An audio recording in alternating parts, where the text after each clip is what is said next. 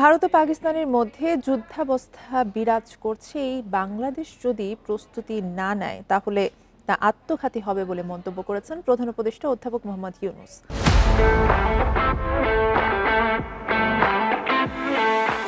দুপুরে বিমান বাহিনীর বার্ষিক মহড়া সমাপনী অনুষ্ঠানে মন্তব্য করেন প্রধান উপদেষ্টা।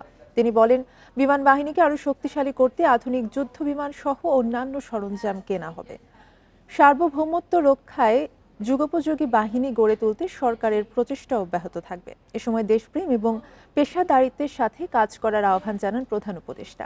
বিমান বাহিনীর সব প্রধান ঘাঁটি সহ সিলেট, লালমনিরহাট, শমশেরনগর, বগুড়া, বরিশাল, রসুলপুর ও সুধারামে অবস্থিত বিভিন্ন স্টেশন ও ইউনিটে অনুষ্ঠিত হচ্ছে বিমান বাহিনীর বার্ষিক মহড়া আকাশ বিজয় 2025-23। এপ্রিলে শুরু হওয়া এ মহড়া আজই শেষ হবে।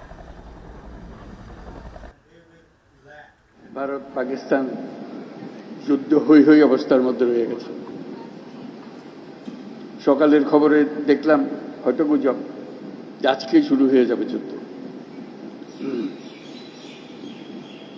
এরকম পরিস্থিতিতে আমরা বাস করি। তো কাজেই এই পরিস্থিতির মধ্যে প্রস্তুতি না নেওয়াটা আত্মঘাতী।